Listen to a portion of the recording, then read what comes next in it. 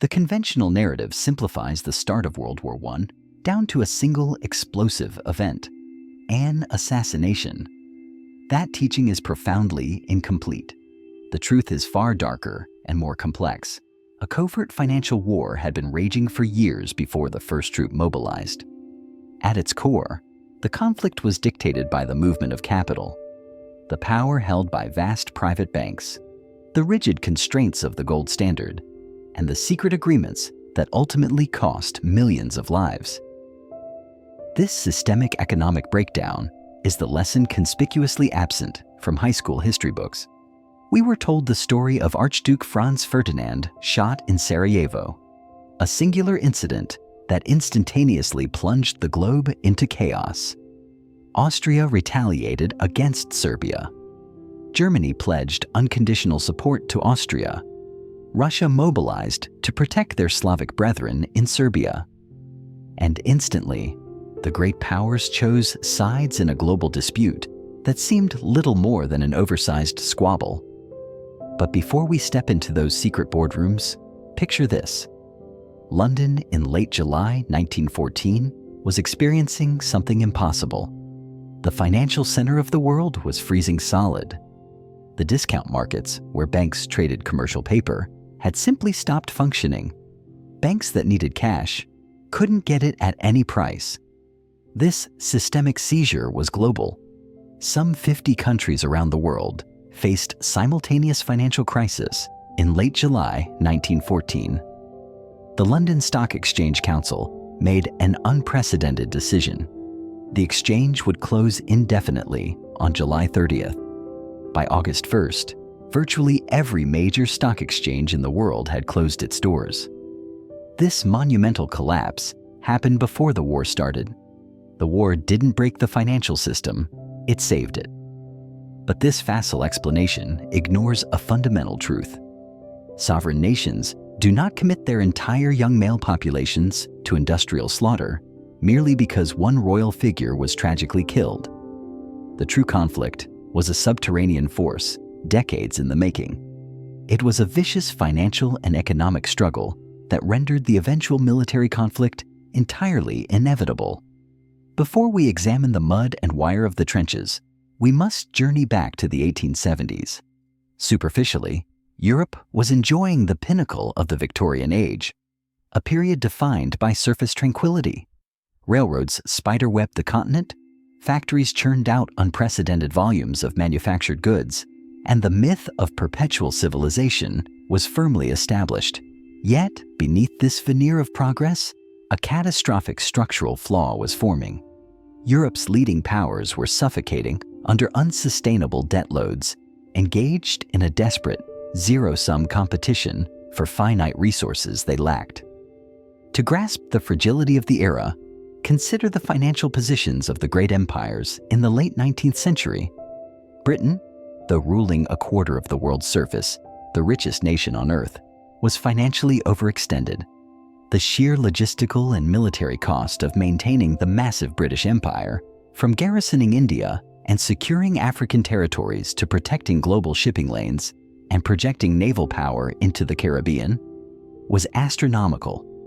The treasury was bleeding funds faster than colonial revenues could replenish the coffers. Germany presented a stark contrast. Unified in 1871 following a decisive victory over France in the Franco-Prussian War, this new nation was a dynamic industrial behemoth.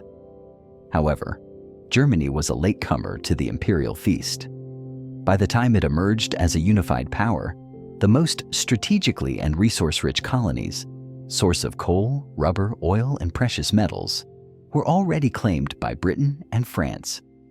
Germany felt financially vulnerable and surrounded, forced to rely on imports for the raw materials crucial to its skyrocketing industrial production. This generated deep-seated economic paranoia and a hunger for expansion. France remained nursing an enduring, expensive resentment over the 1871 defeat.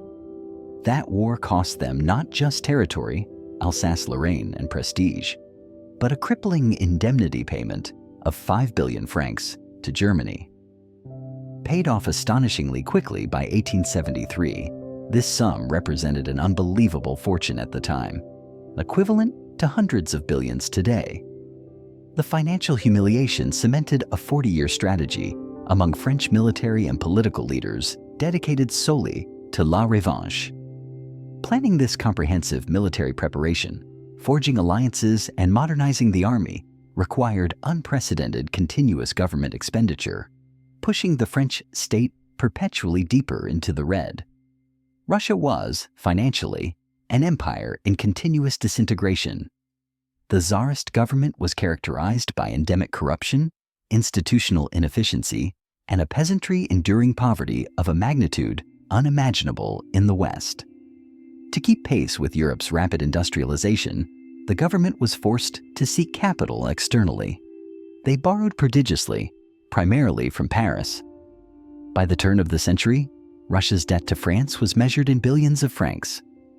This enormous financial obligation gifted France a critical piece of leverage over Russian foreign policy, effectively making the Tsarist government a vassal of the French banking system. Austria-Hungary was perhaps the most precarious financial structure of all, a sprawling, multi-ethnic empire held together by increasingly expensive coercion. Controlling vast swathes of Central and Eastern Europe, the empire was a tinderbox of diverse ethnic groups: Hungarians, Czechs, Poles, Croats, Serbs, Romanians, all demanding autonomy or independence. The Habsburg government spent gargantuan sums on military occupation, bureaucratic overhead, and internal policing, simply to prevent the entity from fracturing, a futile drain on resources that steadily drove the empire toward fiscal bankruptcy. Even smaller colonial powers, Belgium, the Netherlands, Portugal, maintained colonial ambitions that far exceeded their domestic financial capacity, leading the entire continent to be leveraged to the absolute limit. But this moral rot didn't start in 1914. It began decades earlier. The colonial lending spree of the 1880s and 1890s had already turned into a nightmare of bad debts, exemplified by Argentina's default in 1890.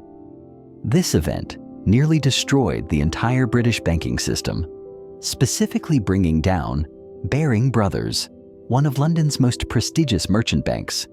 Only a coordinated, multi-institutional rescue operation, orchestrated by the Bank of England, prevented a complete meltdown.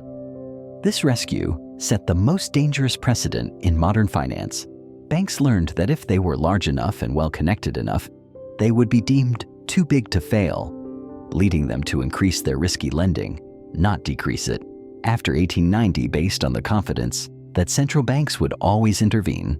This moral hazard was the true foundation of the system that nearly collapsed in 1914. Now we approach the core mechanism of the crisis. The debt was overwhelmingly held not by state treasuries, but by private financial consortiums. The world's largest and most powerful private banks were clustered in global capitals: London, Paris, Berlin, Vienna, Amsterdam, and the emerging financial center, New York. These institutions were the true sovereigns, lending capital to governments who then repaid them with handsome interest, collected from public taxation. The greater the government's borrowing, the tighter the control exerted by these banking houses. The undisputed apex of European finance was the Rothschild family. While many conspiracy theories surrounding them are baseless fabrications, their power was undeniably immense and tangible.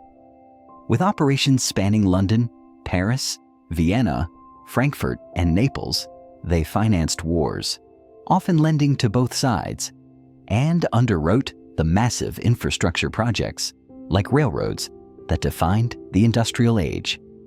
Their reputation was so secure that governments frequently preferred to issue bonds through the Rothschild network than through their own state mechanisms. But they were not alone. In Germany, the Warburg family wielded enormous influence. In France, the private network around the Bank of France was omnipotent.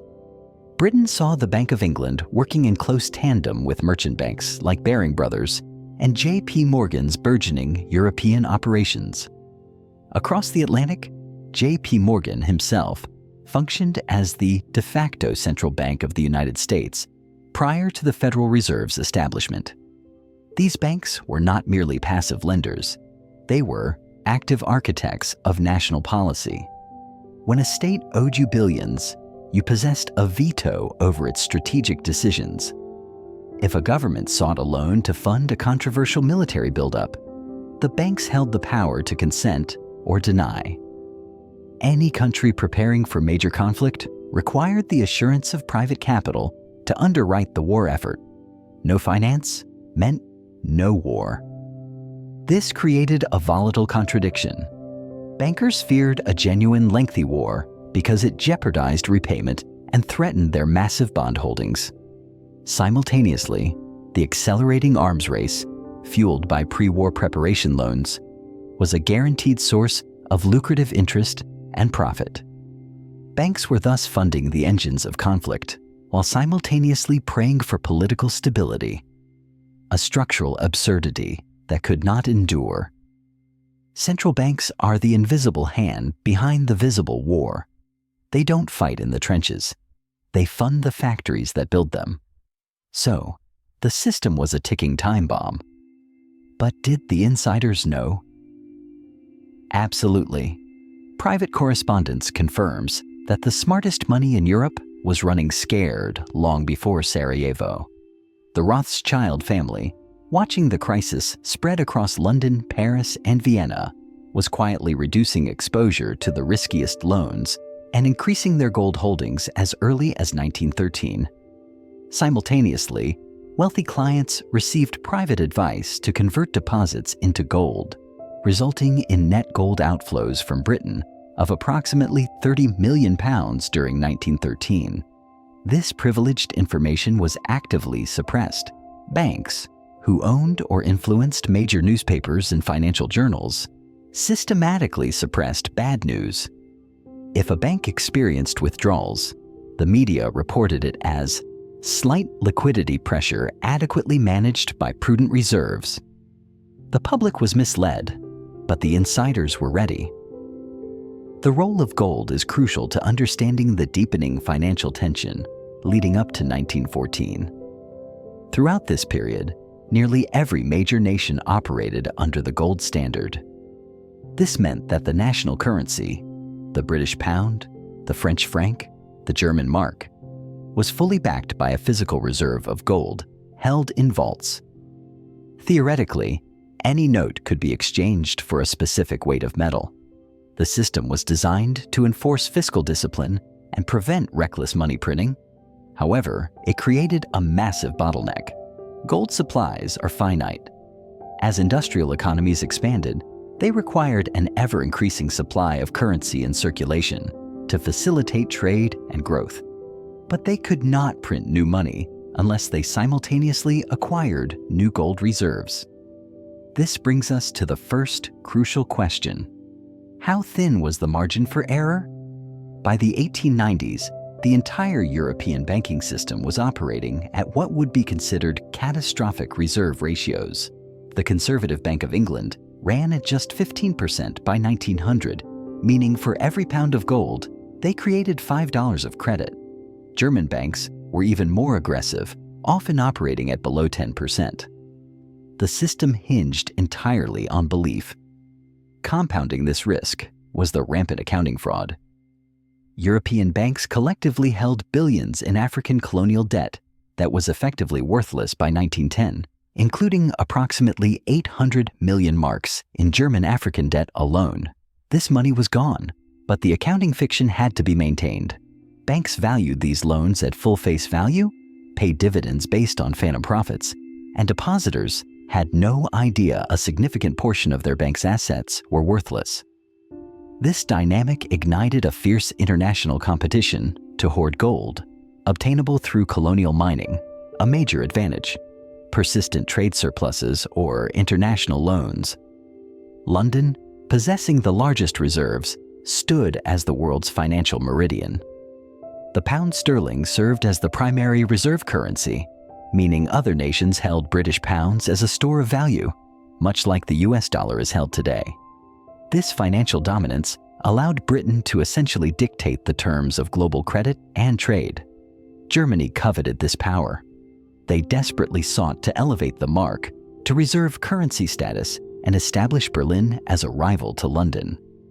This required immense gold reserves. Lacking the major gold-producing colonies Britain possessed, like South Africa, Germany was forced to earn gold through sustained aggressive trade surpluses, rapidly becoming an industrial export powerhouse. But every mark earned was beholden to gold, and Britain, through its empire and banks, controlled the lion's share of that global supply. German industrialists and politicians perceived this as a rigged system, a form of financial strangulation where Britain could expand its money supply based on its existing wealth, while Germany's growth was perpetually capped by London's grip on the metal. France faced a similar pressure, though tempered by their banking strength. As mentioned, French banks had poured capital into Russia, cementing the Franco-Russian military alliance against Germany. France was effectively financing Russia's industrial and military buildup through gold-backed loans. The gamble was enormous. Should war erupt, a Russian victory would lead to German reparations, ensuring the repayment of those massive French loans with interest. The financial bonds also created crippling traps for the key alliances. Russia's backward economy was attempting to build modern infrastructure and a powerful military simultaneously. The Tsarist regime's borrowing from Paris was so vast that by 1914, any Russian default would have guaranteed the collapse of the French banking system. France was structurally compelled to continue lending to Russia, even as its credit risk deteriorated, purely to prevent their own domestic financial ruin. A similar dynamic locked Germany to Austria-Hungary. As Germany's primary ally, Austria-Hungary was consistently subsidized by German banks and capital. If the Habsburg Empire imploded, a growing possibility, Germany would lose its only reliable ally and its banks would face catastrophic losses. Germany was therefore bound to prop up a financially and politically crumbling entity. These vast, interlocking financial obligations ensured that no major power could permit its primary ally to fail, linking the world's destinies through debt, not just diplomacy. This environment paved the way for the arms race, which was, at its core, an economic competition disguised as a military one. The late 19th century saw a dizzying pace of military technological advancement, from modern repeating rifles and precision artillery to the shift from wooden sailing vessels to steel, steam-powered battleships. All these modern instruments of war were ruinously expensive. Britain's Royal Navy was the foundation of its global power, protecting its trade routes and imperial lifeline. Maintaining naval supremacy meant accepting perpetual astronomical costs. The construction of a single modern battleship required years of labor, millions of pounds, and huge amounts of steel and coal. To stay ahead of rising rivals, Britain had to ceaselessly build newer, larger ships. Germany's Kaiser Wilhelm II directly challenged this supremacy. Believing world power required a world fleet, Germany passed the Navy Law in 1898, mandating a fleet capable of challenging Britain. This development triggered an immediate crisis in London. Germany's naval expansion was perceived as an existential threat to the British Empire. Britain retaliated fiercely, initiating a naval shipbuilding spree that resulted in 1906 in the launch of the HMS Dreadnought, a revolutionary vessel so fast, heavily armored, and powerfully armed that it rendered every existing battleship on Earth instantly obsolete. The cost was staggering. Germany immediately responded with its own Dreadnought-class program, initiating a year-on-year, ruinous spiral of competitive spending that consumed massive portions of both national budgets. The funding for this perpetual escalation came from the same source: government bonds, taxation, and increasingly, loans.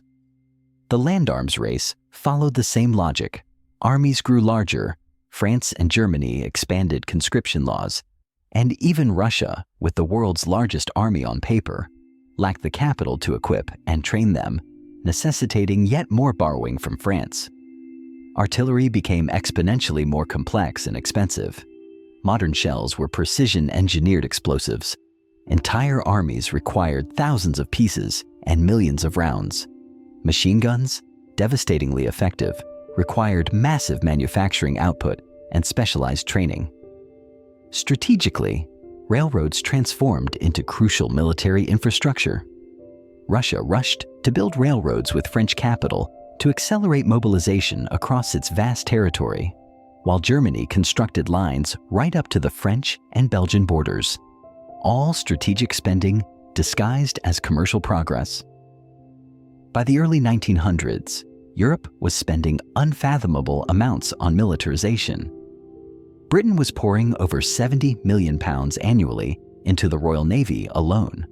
France was spending billions of francs on its army. Russia was using French capital to desperately try to modernize. Austria-Hungary was crippling its finances, trying to keep its internal security forces and army solvent. To finance this buildup, governments issued bonds, loans to the state, which citizens bought out of patriotism and for the steady interest return. But civilian investment was insufficient. Governments inevitably turned to banks. These institutions bought colossal quantities of government bonds, effectively financing the arms race. The banks, making immense profit on the interest, simultaneously absorbed enormous risk. If a debtor nation lost the war or collapsed, those bonds would become worthless. This created a profound, perverse incentive. Banks became politically committed to the success and militarism of their own nations, pushing aggressive foreign policies while hoping, irrationally, that the actual war would somehow be avoided. But the bankers weren't just lending. They were running a zero-risk profit machine. German banks, Deutsche Bank, Dresdner Bank, served as underwriters for government war bonds, purchasing them at issue, then reselling them to the public at a markup. This created a perfect profit mechanism. If the bonds sold well to the public, the banks made the guaranteed spread. If the bonds sold poorly, the Reichsbank would purchase the unsold bonds from the private banks at favorable prices, ensuring banks didn't take losses. The German banking system earned hundreds of millions of marks in fees from this operation between 1914 and 1918. The risks were entirely socialized, but the profits remained entirely private. Crucially, commercial interests formed a powerful lobby for conflict. Industrial firms specializing in steel, coal, shipbuilding, armaments, and explosives stood to make historic profits from military contracts. Krupp in Germany, a giant manufacturer of artillery and armor plating, saw its profits explode alongside the naval buildup, giving the firm every incentive to lobby for further military spending and confrontational policies. In Britain, Vickers and Armstrong Whitworth manufactured ships and weapons, actively funding politicians who supported naval expansion and publishing alarmist articles about the German threat. French companies like Schneider-Creusot, with close government ties and investments in Russian industry, Russia was a major buyer of French weapons, actively pushed for French support of Russia, guaranteeing greater arms sales. This created a revolving door between military industry and government, where retired officers joined arms boards and politicians held lucrative stock in these companies, tying the financial fate of the elite irrevocably to military escalation. Here, the narrative darkens further. By the early 1900s, some powerful financial and industrial groups were actively hoping for a war. Though they expected a quick, localized conflict, similar to the Franco-Prussian War of 1870, which lasted less than a year. Such a swift conflict would allow countries to test new weapons, redefine the balance of power, and, most importantly, provide vast, immediate profit. Arms firms would secure guaranteed sales. Banks would finance the war effort and reap interest. The winners would seize resources, settle debts, and the economy would receive a powerful stimulus. This was a naive, destructive delusion, yet it permeated the thinking of powerful figures who saw war as a necessary, brutal reset button for Europe's complex financial problems. While nationalism, social Darwinism, and the misguided romanticism of war contributed to the mood, the primary engine was financial. The system was trapped in a self-destructive loop of debt, competitive military spending, and resource hunger. The explosion was only a matter of timing. A key turning point was the global financial panic of 1907, which originated in the United States. Stock markets crashed, banks failed, and J.P. Morgan personally intervened to organize a massive bailout among the leading banks, preventing total systemic collapse. This panic exposed the extreme fragility of the intertwined global financial structure, and, while it led to the creation of the Federal Reserve in 1913, it also triggered a global recession. Trade slowed, revenues plummeted, and governments reliant on trade taxes suddenly faced massive budget shortfalls, intensifying the desperate competition for resources. In the Balkans, the collapsing Ottoman Empire was the subject of intense financial and strategic maneuvering. Serbia sought to unify all South Slavs, a goal fiercely resisted by Austria-Hungary, which feared the resulting rebellion among its own Slavic populations. Russia supported Serbia, not just out of ethnic kinship, Slavic Orthodox, but for vital economic reasons. Domination of the Balkans would grant Russia control over trade routes and, crucially, access to warm water ports, essential for an economy hampered by landlocked frozen ports during winter. The two Balkan Wars of 1912 and 1913 were brutal, but immensely costly. The combatants borrowed heavily with European banks, especially French and British, lending money to these unstable states, competing for influence. Austria-Hungary viewed Serbia's emergence from these wars, stronger and more confident, as an existential threat. Military leaders began drafting plans for a preemptive strike against Serbia, knowing they required the full guaranteed support of Germany to counter Russia's inevitable intervention. This brings us to the infamous blank check. Germany promised Austria-Hungary unqualified support for whatever action it chose against Serbia. Why this suicidal promise? Germany could not afford to lose Austria-Hungary. If the Habsburg Empire collapsed, Germany would be completely isolated, surrounded by a hostile France and a rapidly industrializing Russia. German planners believed war with the Franco-Russian alliance was guaranteed, and they calculated that fighting now was strategically and financially superior to fighting later, when French-financed Russian modernization would have made them an insurmountable foe. The financial pressure was terminal. The Bank of England's reserve ratio had already fallen to a dangerously low level of 26% by July 23, 1914, forcing the bank to choose between abandoning the gold standard or allowing banks to fail. There was no third option. Meanwhile, interbank lending rates in London spiked from a normal 3% to 8% briefly in July, signaling that banks' suspected counterparty risk and trust had completely broken down. It was into this primed, debt-laden, and militarily overheated environment that Archduke Franz Ferdinand was shot by Gavrilo Princip, a Bosnian Serb nationalist in Sarajevo, on June 28, 1914. The assassination was merely the ignition spark. The ammunition had been loaded by decades of financial competition, the arms race, crippling debt, and interlocking alliances cemented by economic necessity. Austria-Hungary issued an ultimatum to Serbia designed for rejection.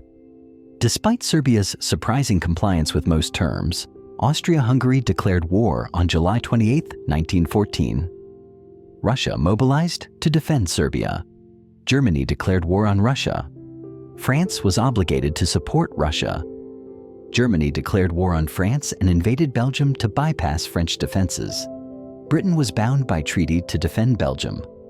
Within a single week, All the major European powers were consumed by conflict. The world's financial heart stopped beating. This wasn't just a crisis, it was a systemic seizure. The gold standard was the ultimate promise of stability, but in 1914, that promise was broken overnight to fund the machinery of death. War is the ultimate debt-cleansing mechanism. It turns private bank failures into public national debt. The assassination did not cause the war. The war happened because the financial and strategic mechanisms had made war inevitable. Had Franz Ferdinand lived, some other crisis, a colonial dispute, a naval provocation, another Balkan War, would have provided the necessary trigger. The system was too rigid, too leveraged, and too heavily armed to maintain equilibrium. Now, consider the financing of this colossal conflict.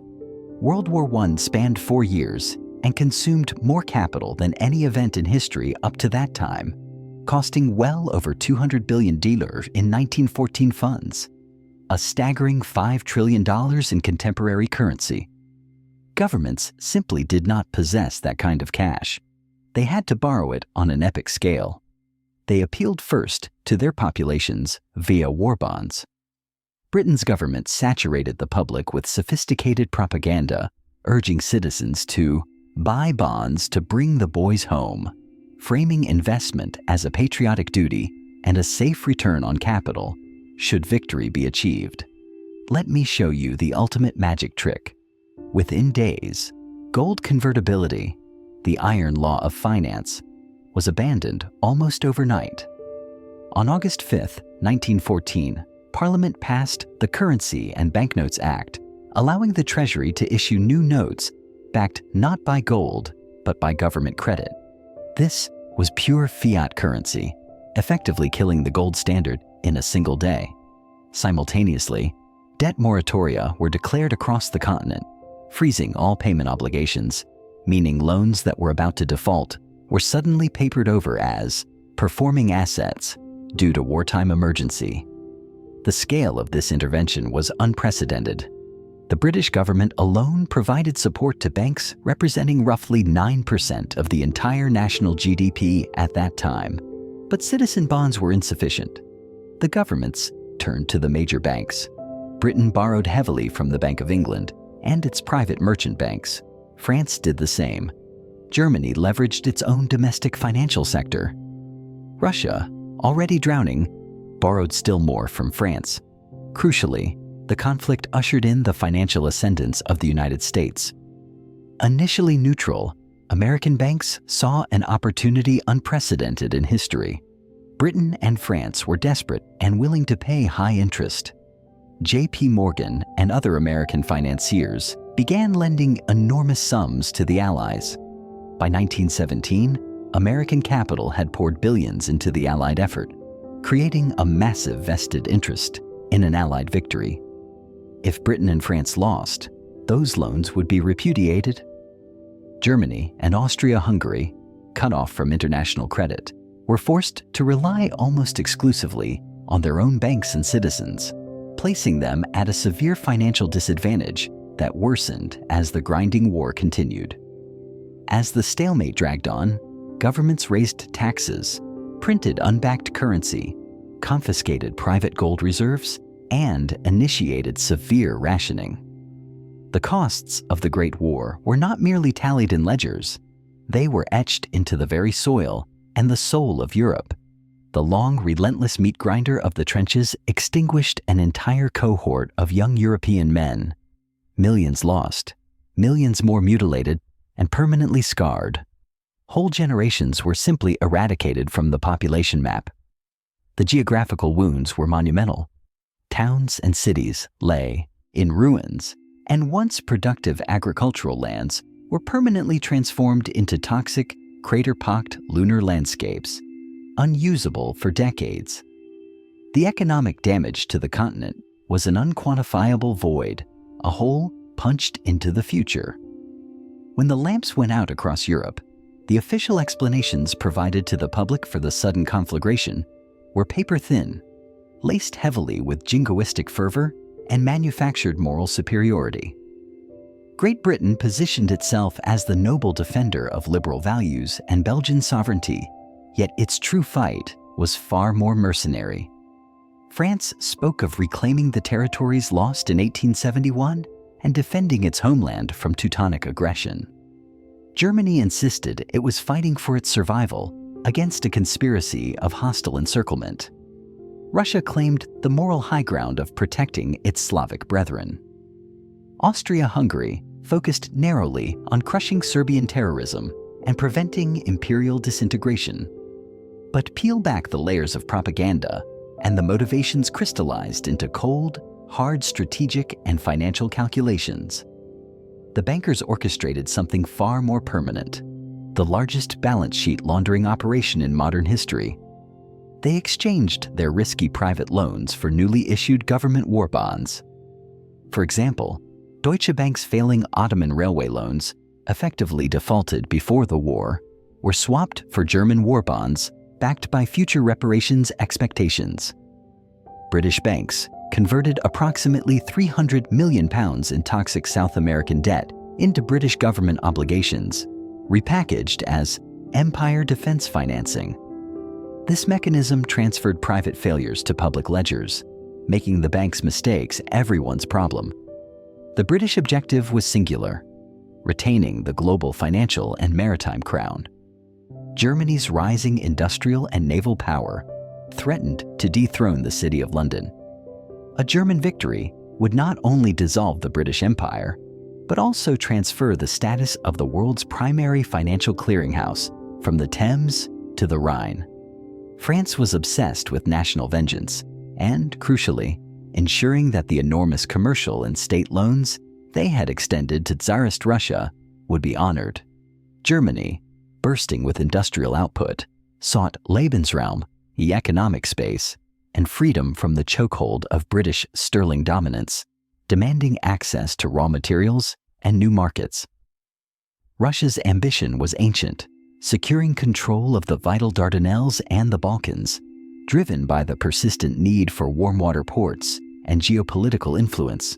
For the Habsburg Empire, the war was a desperate, last-ditch gamble for survival against the forces of internal ethnic combustion.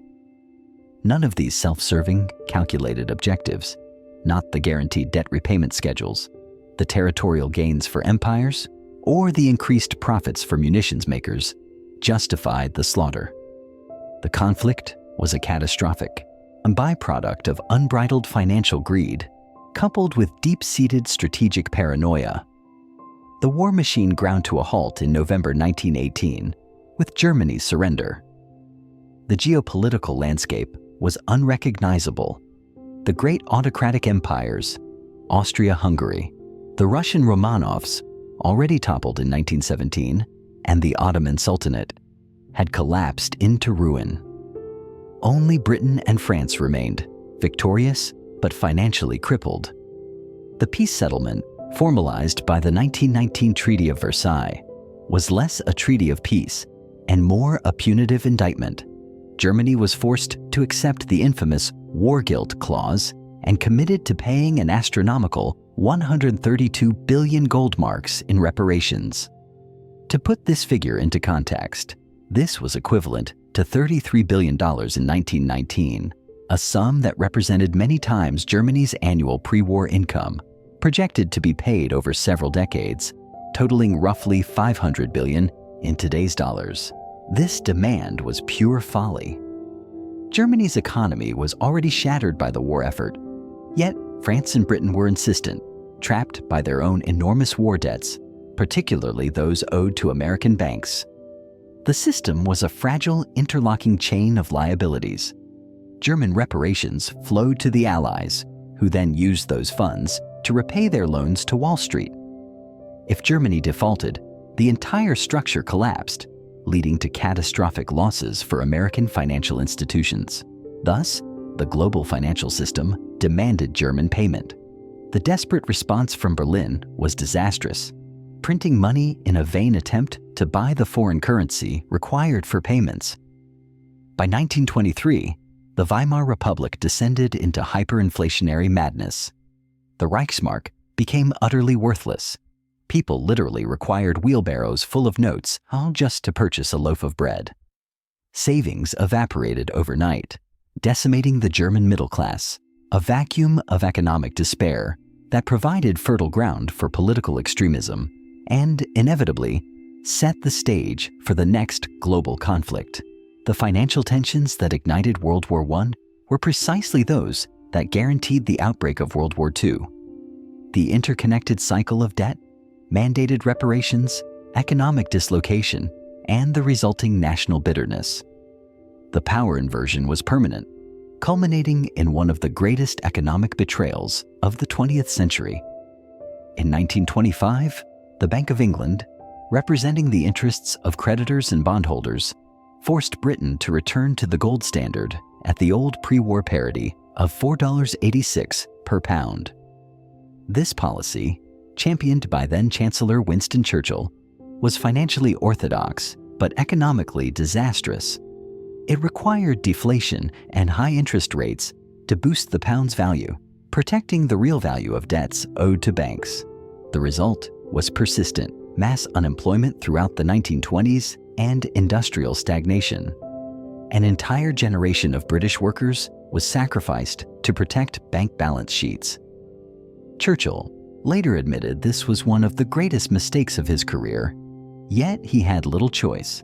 The banking community demanded the return to gold, threatening financial crisis if the government didn't comply.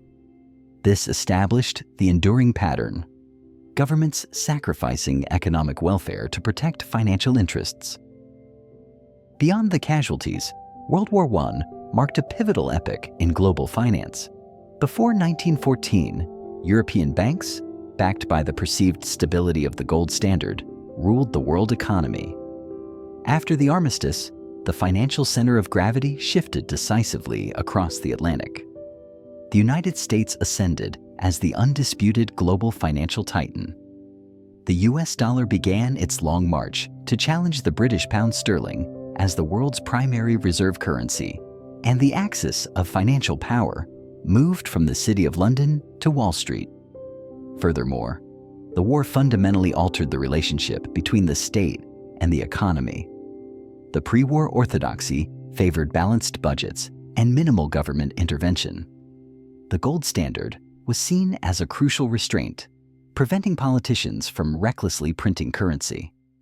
But the mass mobilization of total war demonstrated that governments could borrow and spend on a scale previously unimaginable. They proved they could print money with impunity, impose price controls, institute rationing, and completely commandeer national industries for strategic aims.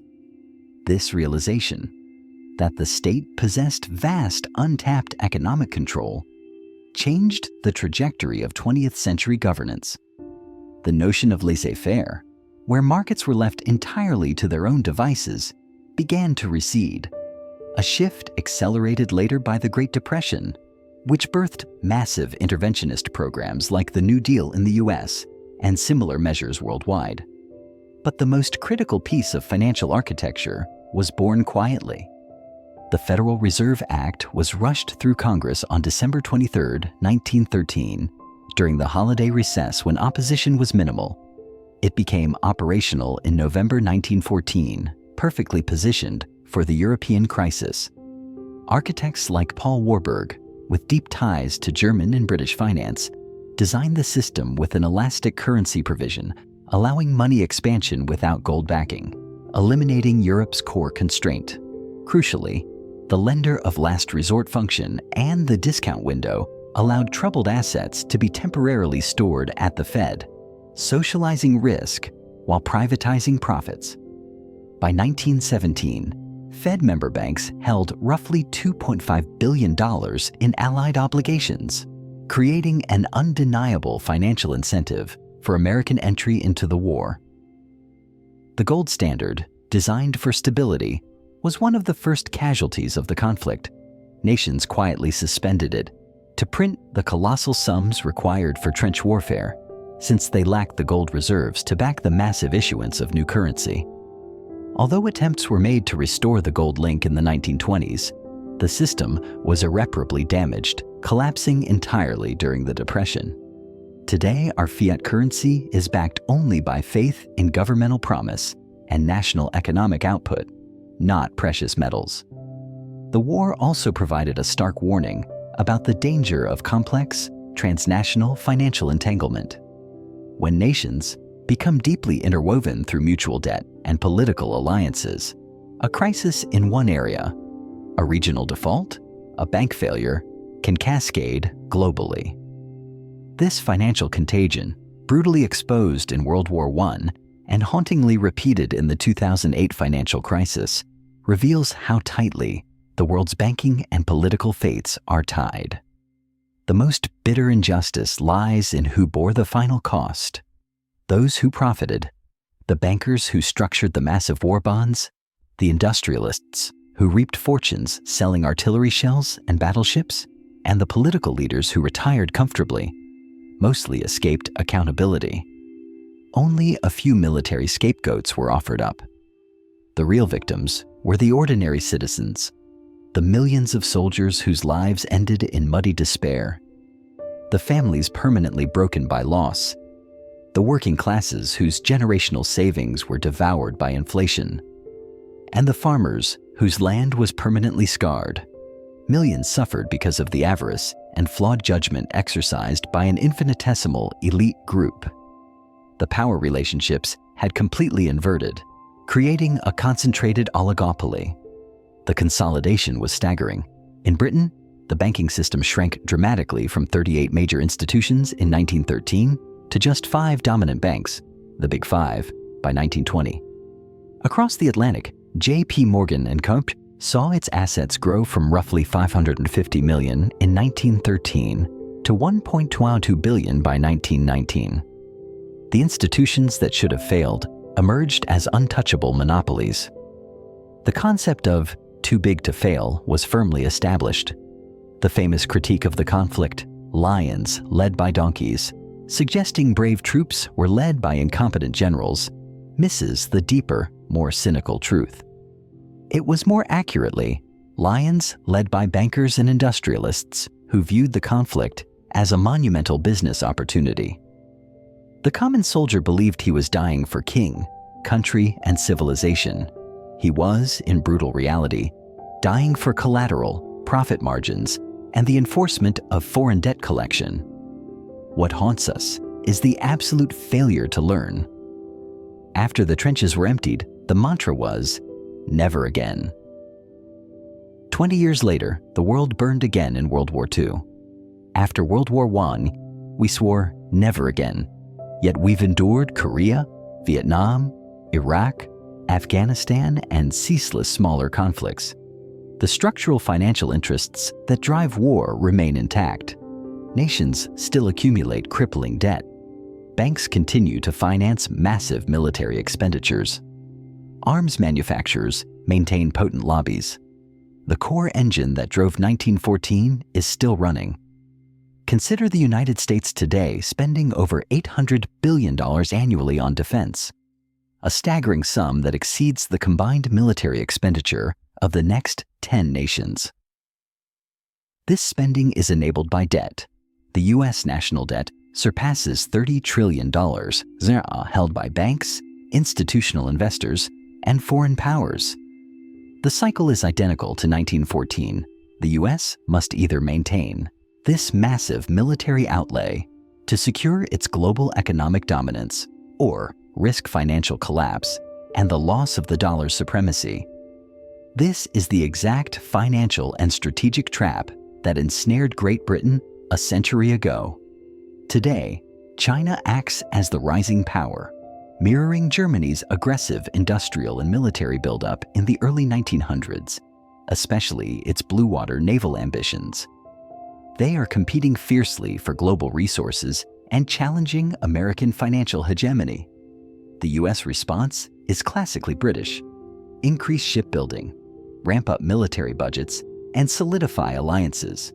We are locked in a new global arms race, financed, as always, by debt and geopolitical leverage. The tragic element is the public's ignorance. We are captivated by political headlines and manufactured drama, missing the invisible forces, the debt, the financial interests, the banking connections that dictate strategic outcomes. Like the citizens of 1914, most people will only see the reality when the catastrophe is already upon us. A world war fought with today's weapons could eliminate billions. Yet it would happen for the same tired reasons: debt, strategic competition, financial imperatives, and rigid alliance structures. The definitive lesson of World War I is not merely that war is terrible. We grasp that intuitively. The fundamental truth is that war is immensely profitable for a select, powerful few, and those individuals wield the influence to orchestrate conflict.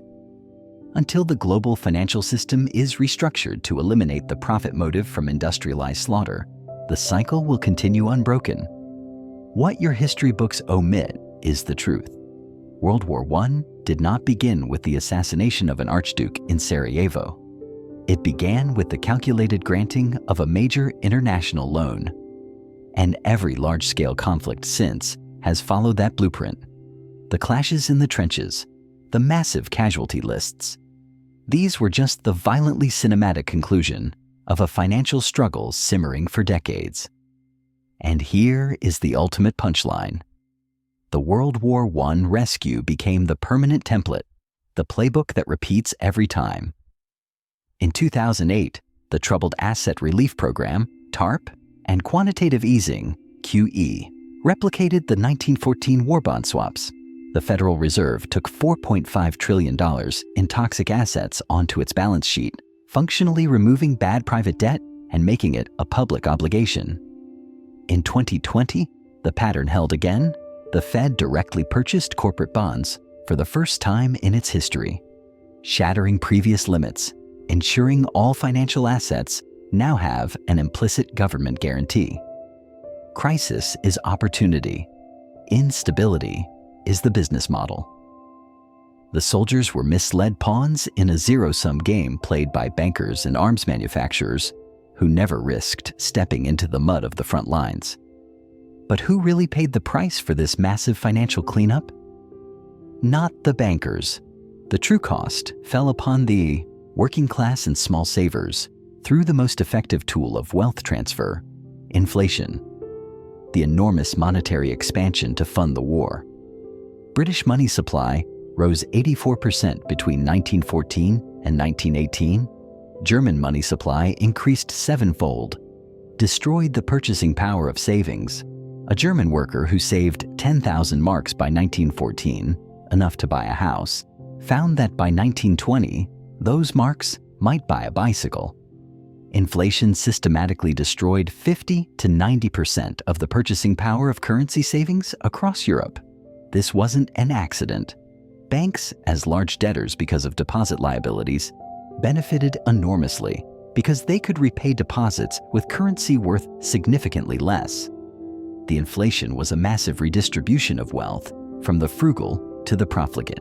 This is the narrative they suppress, because if the populace truly understood that wars are wealth transfer mechanisms for the financial elite, they would revolt.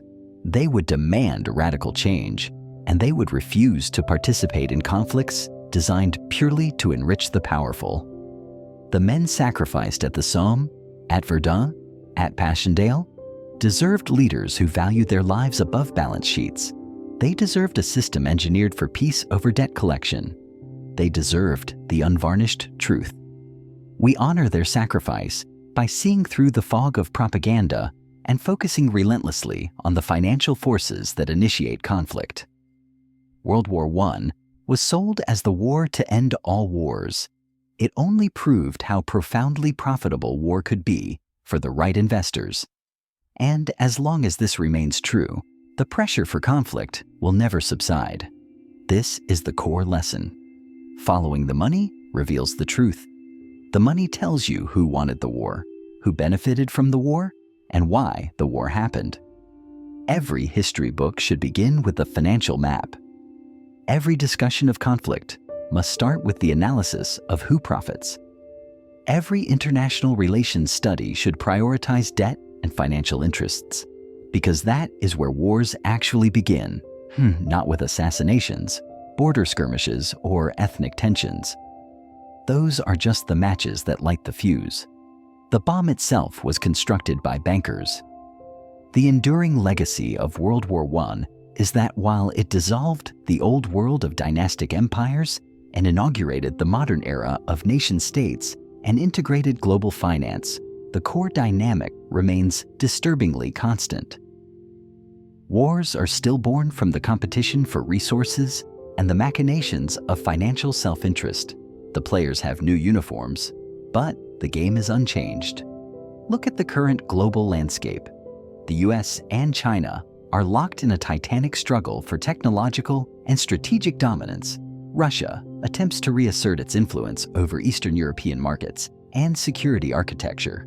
In the Middle East, the fight over hydrocarbon reserves continues unabated, and across Africa, foreign powers are once again dividing up influence, competing for essential rare earth minerals and strategic resources.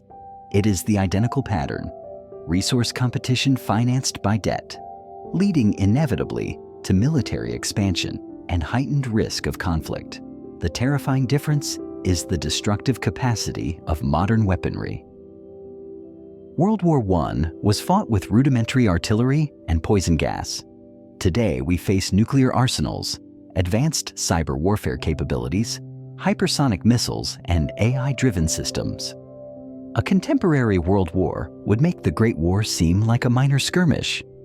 Yet, the root cause would be identical: debt, resource scarcity, financial lobbying, banks financing arms races, and ordinary people ultimately paying the ultimate price. The signs of impending disaster are visible right now if one chooses to look at the financial architecture.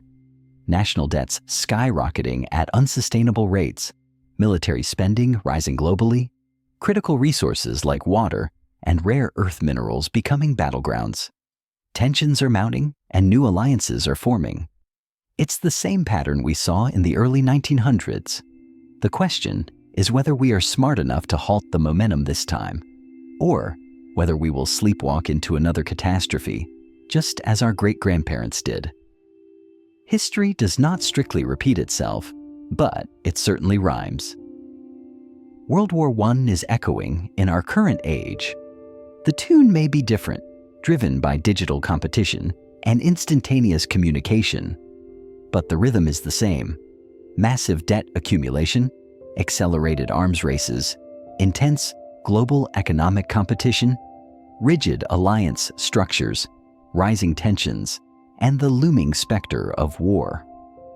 The young men who died in 1914 were blinded by the propaganda. They fought for concepts like freedom and patriotism because they lacked the data and the distance to understand the dark, intricate deals struck between the financiers and the politicians, or the lobbying power of the arms industry. We, however, lack that excuse. The information detailing these financial mechanisms is available. The historical patterns are starkly clear. The financial stakeholders are identifiable if we choose to track them. We possess the capability to recognize the crisis and demand an alternative path. Yet, history grimly suggests we will not take it. Every successive generation believes itself immune to the errors of the past. The financiers who gently but firmly steered Europe towards the abyss were not cartoonish villains. They were often respectable, self-justifying individuals, patriots aiming for their nation's success, astute businessmen maximizing returns, and diligent bankers ensuring loan security. They justified their actions with logic that made perfect sense to them. National security imperatives, economic necessities, or strategic advantages. They arrived at mass murder not through a single evil decree, but through an aggregation of seemingly small, manageable decisions. War sneaks up on the world through 1,000 minor transactions. A crucial loan here, a favorable arms contract there, a political speech amplifying tensions, a military exercise, a rigid alliance, a binding treaty. Each decision seems small and rational in isolation, but they accumulate, creating momentum. Eventually, the system generates a force that becomes unstoppable. In June 1914, if you had warned European leaders that global war was inevitable, they would have scoffed. They believed their civilized continent had too much to lose. They thought mutual trade made war unthinkable. They believed modern weapons were too horrible to deploy. They were catastrophically wrong. And people today are making the exact same error. We think we are too advanced for another world war. We point to the stabilizing forces of the United Nations, international law, integrated global supply chains, and the terrifying deterrent of nuclear weapons. War between major powers seems impossible. Yet the financial pressures are building again. The debts are too large. The competition is too intense. The alliances are too rigid. The arms race has gone too far. Once the system reaches critical mass, conflict becomes inevitable, regardless of political will. We are not at that tipping point yet, but we are certainly accelerating in that direction. Let's review some specific parallels between then and now that should generate deep alarm. First, the debt crisis. Before World War I, major European powers were deeply indebted to private banks. Today, global sovereign debt is at historically unprecedented levels. The US debt is north of $30 trillion. Japan's debt to GDP ratio exceeds 250%. This debt confers immense geopolitical leverage. In 1914, London, Paris, and Berlin banks controlled policy through financial dependency. Today, China holds massive volumes of US Treasury bonds, influencing American political calculus. The power of the US dollar as a global reserve currency is weaponized to enforce sanctions and policy compliance worldwide. Debt is not just an economic fact, it is a source of intense strategic tension. Second, the arms race. The pre-1914 dreadnought race between Britain and Germany is now a multi-domain competition between the US and China. Naval power, advanced missiles, space weaponry, and sophisticated AI systems. China is modernizing its military at a breakneck pace, and the US is reacting with vast spending increases. Other nations are being forced to choose sides, replicating the bipolar tensions of the early 1900s. Third, competition for resources. Formerly, the fight was over colonial raw materials. Now, the battle is for strategic necessities: oil, natural gas pipelines, rare earth minerals vital for modern electronics, semiconductor technology, and increasingly, freshwater rights. China has been securing access to these resources across Africa, Asia, and Latin America through enormous loans and investments, a strategy the United States views as a direct threat to its interests. Resource competition was a primary driver of World War I, and it is arguably more intense today. Fourth, alliances. Before World War I, Europe was divided into two rigid alliance systems: the Triple Entente versus the Triple Alliance. Today, we have NATO led by the United States, pitted against a growing informal coalition that includes China and Russia. These alliances are fundamentally tripwires. If conflict erupts in Taiwan or Eastern Europe, the existing alliance structure threatens to globalize the fighting instantly. Fifth, nationalism.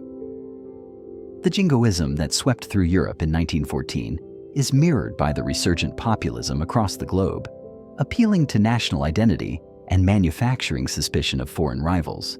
Populist leaders gain power by blaming external enemies for domestic woes, creating a cultural climate where war seems necessary and inevitable. Sixth, propaganda and media.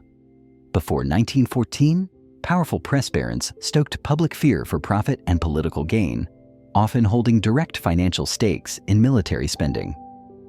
Today, social media algorithms and polarized news outlets achieve the same effect, amplifying narratives of external aggression and imperialism in ways that accelerate tensions. The media environment creates a feverish expectation of conflict. Seventh, the dangerous illusion of short war. In 1914, military strategists believed elaborate plans, like the Schlieffen Plan, would guarantee a swift victory. They anticipated months. They got 4 years of attritional hell. Today, planners speak of surgical strikes and precision engagement, modeling conflicts that last weeks. But any modern clash between major nuclear powers carries an unacceptable risk of spiraling escalation. The tragic irony is that the majority of the population remains blissfully unaware of these profound historical parallels. The financial interests pushing global tension today dwarf those of 1914. The global arms industry is a gargantuan $2 trillion per year enterprise. Corporate giants like Lockheed Martin, Boeing, Raytheon, BAE Systems, and their state-owned counterparts in China and Russia derive billions from military contracts. They maintain sophisticated lobbying operations, fund strategic think tanks that advocate for increased tension, and benefit directly from instability. Global banks are larger and more interconnected than ever, creating systemic risk. While they dread a full collapse, war preparation is highly lucrative. Governments borrow to build weapons. Banks make money from the loans, the perfect cycle of debt-fueled military buildup.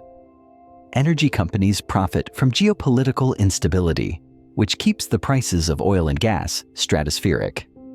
Wars in the Middle East, tensions over Russian gas supplies. Instability benefits those who control strategic energy reserves. And now, technology companies, Google, Amazon, Microsoft, are fully integrated into the military-industrial complex, competing fiercely for AI, data analysis, and cloud contracts. Silicon Valley is deeply connected to the Pentagon, just as Chinese tech giants work closely with the PLA. Technology itself has become a domain of intense competition, and tech companies profit immensely from that competition. All these powerful economic forces converge, creating an almost irresistible momentum toward conflict, not because anyone specifically desires Armageddon, but because the system incentivizes the preparation for it, and preparation easily becomes reality.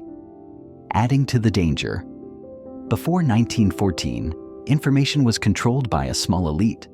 Today, while information is abundant, true understanding is rare. People have access to unlimited data, but most of it is filtered through algorithms and echo chambers, showing them only the fear and confirmation biases that sustain the cycle of paranoia and eventual conflict. This polarization creates digital echo chambers where narratives are surgically reinforced. Americans absorb constant updates about burgeoning Chinese threats. Chinese citizens internalize reports of relentless American aggression. Russians hear only about NATO's inexorable expansion. Everyone retreats into a bespoke, self-validating reality, and those realities are quickly becoming mutually exclusive. This fractured perception renders effective diplomacy almost impossible. Before the First World War, diplomacy failed because national leaders were shackled by rigid alliance structures and the demands of their own domestic politics. Today, diplomacy is failing because the populations themselves inhabit fundamentally different cognitive universes. How can negotiators possibly reach a settlement when each side genuinely believes they are acting purely in self-defense, supported by vast media ecosystems designed specifically to affirm their righteousness? Social media exacerbates this dangerous divergence exponentially. In 1914, news spread at the speed of telegraph and print. A conflict could gestate over days or weeks. Today, a global crisis can fully ignite and escalate within hours, fueled by algorithmic amplification. A minor naval incident, a misinterpreted diplomatic slight, a localized terrorist attack. Social media instantly broadcasts and sensationalizes the event. Politicians, feeling immediate public pressure, are compelled to respond instantly and decisively, often forfeiting quiet back-channel negotiation. Military forces, operating under maximum transparency, are placed on hair-trigger alert. An incident that might once have been defused through cautious, private diplomacy immediately transforms into a public confrontation, trapping leaders into escalation. The velocity of information has introduced an element of fundamental volatility into global affairs. To avoid collision, we must clearly define what a modern conflict between major powers would entail, because understanding the stakes is the only chance we have of deflecting disaster. It would not commence with formal declarations of war or massed armies crossing trenches. It would begin ambiguously. Perhaps a coordinated cyber attack that cripples critical infrastructure, darkening power grids, and shutting down financial systems. Maybe a fatal tense confrontation between vessels in the contested waters of the South China Sea. An escalating political crisis over Taiwan, or a devastating proxy war fought in a third world nation. At first, both sides would strive desperately for limitation, measured responses, calibrated escalation, an attempt to maintain proportionality. But in the unpredictable fog of war, mistakes are inevitable. A destroyer is unexpectedly sunk. A civilian population center loses essential services. Casualties mount, and public fury demands a forceful, overwhelming response. Cyber attacks bleed into conventional missile strikes. Conventional strikes target high-value military assets. The targeting of military bases leads inevitably to full-scale strategic warfare. Modern weaponry ensures this progression is blindingly fast and far more destructive than anything conceived in 1914. Before World War I, armies mobilized at the speed of steam trains and horses. Today, maneuverable hypersonic missiles can strike targets across hemispheres in minutes. Drone fleets can be deployed within hours. Cyber weapons are activated instantly and anonymously. Once the process starts, there is zero time for sober reflection or diplomatic intervention. And then we confront the ultimate existential difference: nuclear weapons. During World War I, the most terrifying weapons were heavy artillery and poison gas. Horrific, yet civilization survived. Nuclear weapons changed the fundamental equation of human survival. Even a limited exchange would instantly kill millions and trigger devastating global consequences through radiation poisoning and nuclear winter. A full-scale nuclear war guarantees the termination of civilization as we know it.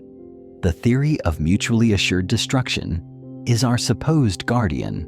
If both adversaries understand that using nuclear weapons ensures their own utter destruction, they should never be used. This delicate, terrifying logic held, barely, through the Cold War, a period marked by multiple terrifying close calls resulting from accident or miscalculation. Today, the risk profile is dramatically worse. 9 nations now possess these weapons of ultimate destruction: the United States, Russia, China, Britain, France, India, Pakistan, Israel, and North Korea. 9 distinct command structures with the ability to end the world.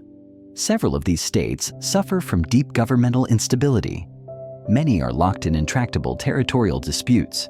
Some are led by political figures prone to reckless, impulsive decision-making. The increasing number of nuclear players exponentially raises the systemic chance of catastrophic failure. Moreover, there is the frightening risk of nuclear material falling into the hands of non-state actors. Terrorist networks, sophisticated criminal organizations, or rogue elements? A weapon used by an anonymous group could trigger a world war even if major governments desperately wish to avoid one. Imagine a nuclear attack on a major financial capital with entirely unclear origins. The victimized nation would feel overwhelming pressure to retaliate, but against whom? The inherent uncertainty could lead to reactive strikes against the wrong target, accelerating a localized crisis into a global conflict spiral. the financial cost of a modern world war would utterly dwarf the expenses of 1914. Today's global economy is so hyper-interconnected that any conflict involving major powers would instantaneously precipitate a global depression unprecedented in scale. Supply chains, the lifeblood of modernity, would snap. Trade would grind to a halt. Financial markets would experience a cataclysmic crash, and major currencies would collapse. Even countries geographically distant and ostensibly neutral would face complete economic devastation. The United States and China are not just trading partners. They are the two anchor pillars of the current globalized system. A war between them would immediately halt trillions of dollars in trade flow. Every smartphone, every advanced computer chip, every piece of sophisticated medical equipment relies on intricate components sourced from both nations. Food distribution, energy security, medical supplies, everything is integrated into a globalized logistics system that would instantly shatter during a major conflict. The resultant economic damage would be catastrophic even before accounting for the direct expense of warfare. And who, critically, would finance such a conflict? World War I was financed through massive state loans that burdened economies for generations, causing profound economic chaos and the hyperinflation of the 1920s. Today, national debts are already perched at historically unsustainable levels. Piling further war debt onto this shaky foundation would drive dozens of countries into immediate bankruptcy. The global financial system itself might simply dissolve. This financial fragility offers one sliver of paradoxical hope. The powerful interests that typically profit from war preparation would be destroyed by actual war. Banks cannot service loans if entire nation-states are annihilated. Arms manufacturers cannot sell weapons if their factories lie in ruins. Energy conglomerates cannot pump oil if infrastructure and logistics networks are obliterated. A real shooting war between economic major powers would be detrimental to virtually everyone, including the wealthy and the powerful, who often influence policy. Yet, this is precisely what people believed in 1914. They operated under the assumption that deep economic interdependence, the massive trade flows between Britain and Germany, would act as a firewall preventing war because the cost was simply too high. They were right that the cost was astronomical.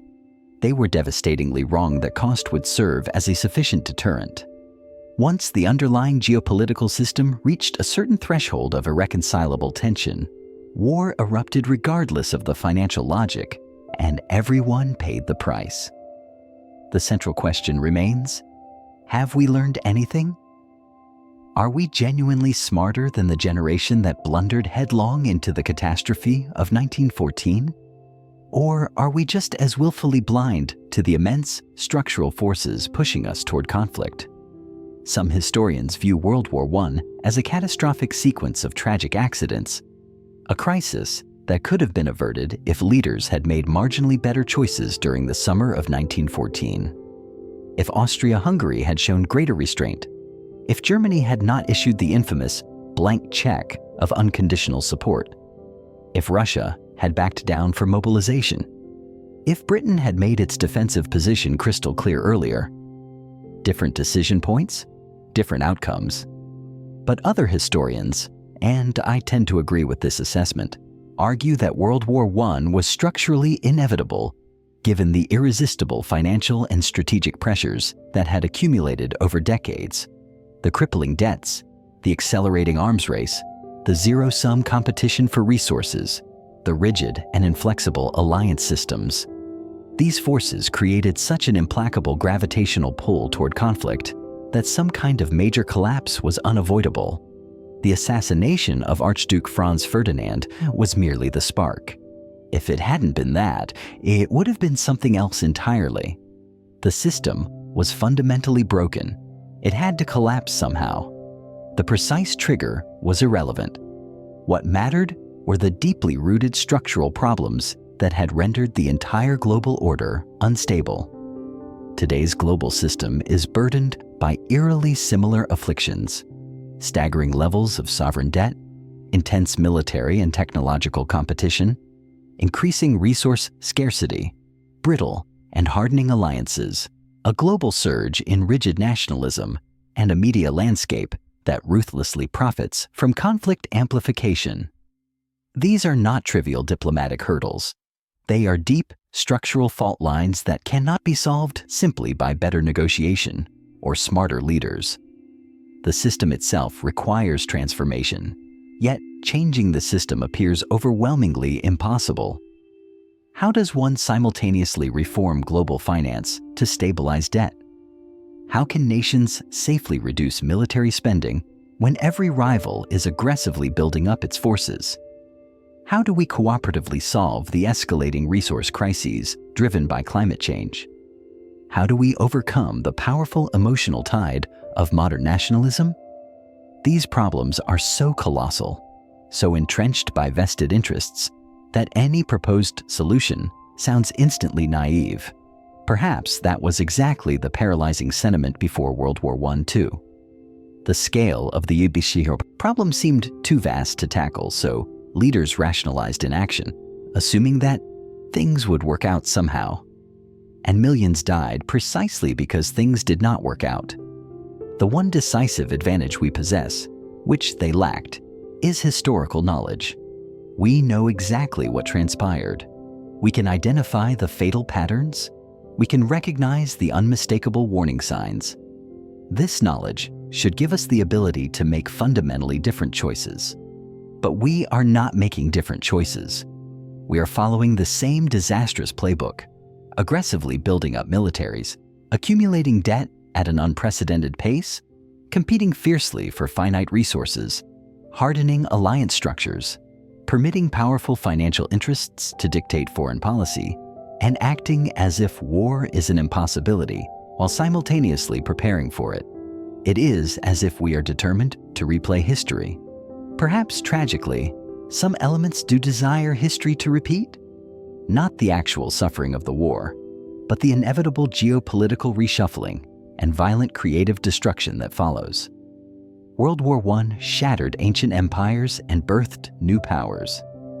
World War II established American dominance and designed the post-war order. Certain contemporary strategists may believe that a World War III would shake things up in a way that ultimately benefits their interests. This is monumentally dangerous thinking, yet it permeates geopolitical commentary today. Talk of the inevitability of conflict, characterization of rival powers as enemies that must be brutally confronted, and the high-flown rhetoric about defending Western civilization. This is the identical, self-justifying mindset that paved the road to 1914. The hidden financial battle behind World War I teaches us that wars are not random accidents of fate. They are the systemic, predictable result of powerful interests and dysfunctional financial structures that actively push nations toward conflict. These systems and interests exist today, modified by technology, but fundamentally unchanged in their dynamics. Banks still finance enormous government debt. Arms manufacturers still realize massive profits from spiraling military expenditure. Energy and resource companies still compete ruthlessly for control of global supplies. Countries still accrue debts they have no sustainable means of repaying. Alliances still function as tripwires, trapping nations in conflicts they did not seek. Nationalism still renders essential compromise impossible. The system remains fundamentally broken. The crucial difference is the exponential increase in the stakes. World War I killed 20 million people, horrifying, yet civilization ultimately endured. A modern world war has the capacity to kill billions and functionally end human civilization, whether through the use of nuclear weapons, the ensuing environmental collapse, or economic devastation on a scale our minds can barely grasp. We are playing the exact same game our ancestors played, but we are armed with instruments capable of annihilating everything. This realization should not just alarm us, it should compel us to revolutionize the game itself. Yet, we continue sleepwalking toward disaster just as they did. Here is what must happen if we have any realistic hope of avoiding another global war. First, we must directly confront the global debt crisis. Nations require stable, sustainable finances that do not necessitate endless borrowing and the subsequent exploitation of foreign resources or populations to cover debts. This demands politically agonizing choices regarding taxation and public spending. It requires restructuring vast debts that are mathematically unpayable. It means reforming the global financial system so that large institutions cannot trap sovereign governments with unserviceable loans. This is politically suicidal, but economically essential for peace. Second, we must achieve a global negotiated reduction in military spending. This cannot be unilateral, which would leave nations vulnerable, but must be secured through comprehensive, multilateral agreements that reduce force levels across all major powers. This requires enforceable arms control treaties that restrict the development of destabilizing new weapon systems, radical transparency measures to reduce mutual suspicion, and confidence-building measures to prevent accidents and miscalculations. The world currently wastes over $2 trillion annually on its militaries. Imagine if even half of that capital were diverted towards solving actual global problems: climate change, pandemics, resource scarcity, instead of preparing for mass slaughter. Third, we must transition from resource competition to resource cooperation. Climate change drastically accelerates this need by creating acute scarcity of water, arable land, and habitable territory. We must establish international frameworks for resource sharing, invest heavily in renewable alternatives, and deploy technology to drastically reduce reliance on scarce commodities. This necessitates a profound shift in thinking, prioritizing global human interests over narrow national gain. Fourth, we must fundamentally reform alliance systems. Current alliances are designed as rigid military tripwires intended for immediate confrontation. We need alliances and international frameworks designed to actively promote cooperation, conflict mediation, and stability. The United Nations was originally conceived to fulfill this role, but has failed precisely because major powers bypass and ignore it when national self-interest dictates. We require effective, empowered international institutions capable of intervening swiftly to mediate conflicts and prevent catastrophic escalation. Fifth, we must change how media covers international affairs. We need less breathless sensationalism, less hypernationalism, far more contextual analysis, and an explicit focus on diplomatic pathways and non-military solutions. Media shapes public consciousness, and public consciousness shapes policy. If the media constantly frames other countries as existential threats, that manufactured narrative becomes a self-fulfilling, violent prophecy. Sixth, we require deep financial reform to crush the overwhelming influence of vested special interests. Financial institutions and arms manufacturers must not be permitted to dictate foreign policy, as their profit interests are fundamentally misaligned with global peace. We need radical transparency regarding lobbying, strict limitations on the revolving door between industry and government, and public awareness campaigns revealing exactly who profits from geopolitical tension. Seventh, we need a new kind of education. Most people support wars because they internalize the official narratives, defending freedom, protecting democracy, ensuring national security. If more people genuinely understood that modern wars are often, at their root, about debt collection, resource control, and industrial profit, they would be far less willing to support them. History education must emphasize the true cynical economic causes of past wars, not just the sanitized official heroic stories. None of these solutions are simple. Every single one faces massive entrenched resistance from the people and institutions that currently benefit from the broken status quo. But the alternative is the repetition of the World War I catastrophe on a scale that is orders of magnitude more destructive. The people who perished in the trenches of World War I believed they were dying for something noble, for their nation, for civilization, for liberty. Most of them never realized they were dying so that banks could collect debts and industrialists could realize profits. They deserved to know the truth. They deserved leaders who valued their lives infinitely more than they valued financial advantage. We have the profound chance to learn from their sacrifice. We have the capability to see through the propaganda and understand the true drivers of modern conflict. We have the chance to alter the system before it incinerates us all. But we are rapidly running out of time. The geopolitical tensions are tightening. The debts continue to swell unsustainably. The global arms race is accelerating. Alliances are hardening into immovable blocks. We are further along the path toward major conflict than most citizens realize. History doesn't repeat itself, but it often rhymes. The question is, are we brave enough to break the pattern? History consistently demonstrates that once structural tensions reach a critical point, the system becomes profoundly unstable and difficult to manage. Small, seemingly random events can unleash massive consequences. Rational people begin making tragically unreasonable decisions because they are trapped by circumstances created years earlier. Systems that appeared robust suddenly disintegrate. We may already be past the point of easy solutions. It may require something truly dramatic to break the destructive momentum. A near-miss incident that terrifies global powers into cooperation. A singular visionary leader willing to make unpopular but necessary fiscal and strategic choices. A powerful global social movement that demands system change. A financial crisis that forces long overdue reform. Something must shatter the illusion of stability. Or perhaps we will simply continue sleepwalking until we fall off the precipice.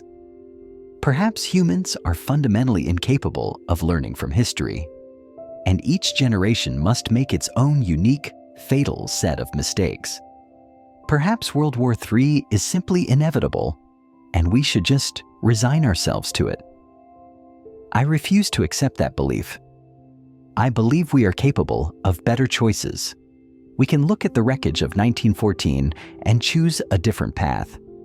We can construct a global system that does not rely on violence to rebalance debt and solve political problems. We can overcome the relentless financial interests that push us toward global conflict. But this requires a fundamental shift in awareness. It requires people to understand what is truly at stake. It requires seeing past the jingoistic propaganda to the underlying financial reality. It requires recognizing that wars are caused by flawed human systems, not by destiny or fate. The hidden financial battle behind World War I was never hidden because it was secret. It was hidden because people actively refused to see it. They desperately wanted to believe in national honor and noble causes. They did not want to accept that their leaders were motivated by debt and profit. They did not want to accept that millions were dying for money. We face the exact same choice today. We can choose to believe the official narratives about defending democracy, containing authoritarianism, or protecting sacred national security interests. Or we can choose to look deeper, recognize the financial interests that truly drive policy, follow the money, and understand what is actually happening. If enough people make that choice, perhaps we can change course. Perhaps we can demand something more sustainable and peaceful than endless cycles of debt, arms races, and war.